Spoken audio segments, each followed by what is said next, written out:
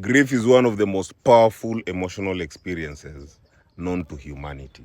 You know, it is not simply sadness. eh? It is the collapse of meaning, the confrontation with loss, and the shattering of our assumed permanence. But when grief is left unprocessed, it evolves. It mutates into anger, into blame, into resentment, and in some cases, worst of all, into violence. You know, the path from grief to violence and from mourning as a personal experience to mourning as a collective emotion is both psychological and spiritual.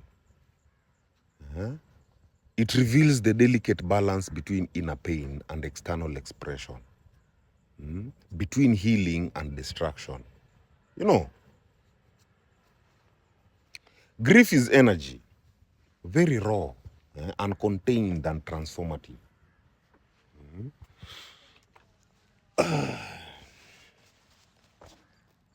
When a person or even a community experiences loss, that energy demands expression.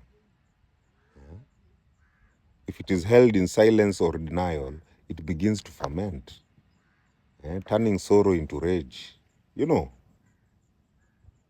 violence, whether physical or emotional, often emerges not from evil intent, but from unprocessed pain seeking release. You know, in this way, violence can be seen as grief without a language. You know, an eruption of despair where understanding is absent. At the collective level, society grieve too.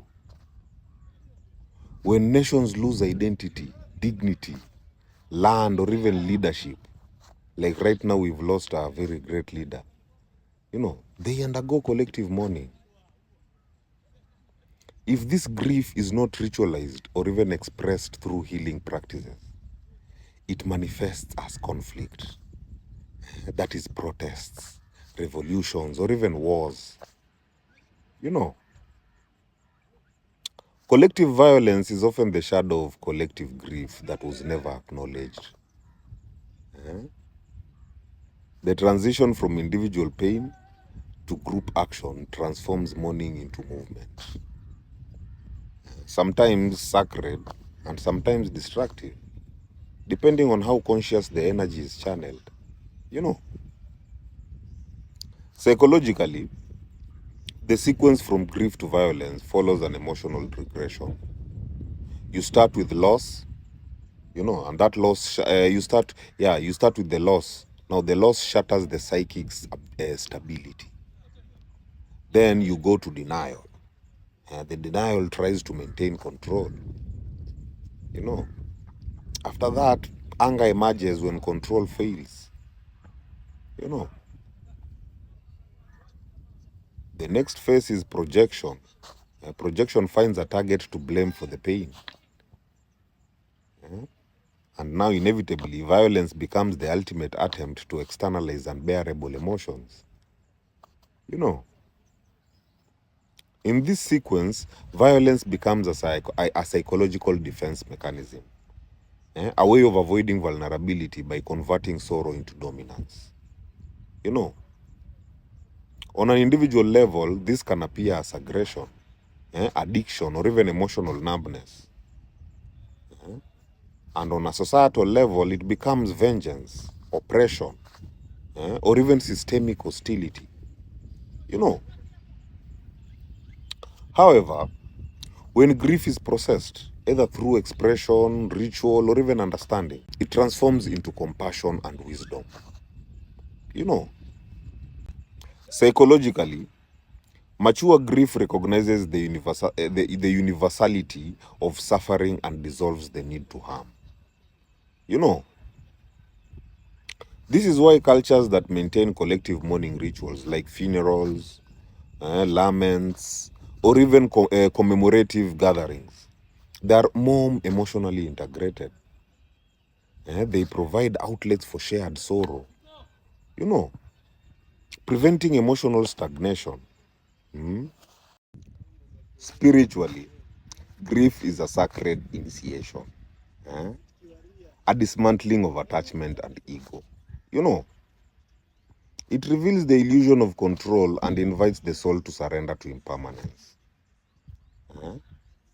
When this process is resisted, the energy of grief becomes distorted. Instead of moving inward towards transcendence, it moves outward towards retaliation. Violence, therefore, is spiritual stagnation. You know, the refusal to accept loss as divine movement. Now, mourning, however, especially collective mourning is collective healing in motion. When a group gathers to grieve consciously, they harmonize their emotional frequencies. You know, transmuting pain into unity. Mm? In traditional spiritual societies, mourning was not private; it was communal. You know, people sang, people cried, people danced, and they even prayed together. You know, allowing grief to circulate and transform. Eh? This collective release prevented grief from turning into collective violence. You know, spiritually, when grief is honored, it becomes love in another form. Love that no longer clings but remembers. And when grief is denied, on the other hand, it becomes fear, disguised as control. And violence becomes the only language left for the unhealed. You know, in short, the psycho-spiritual sequence from grief to violence is the story of what happens when emotion loses meaning. You know, grief, if unacknowledged, turns into anger. eh? Anger turns into blame.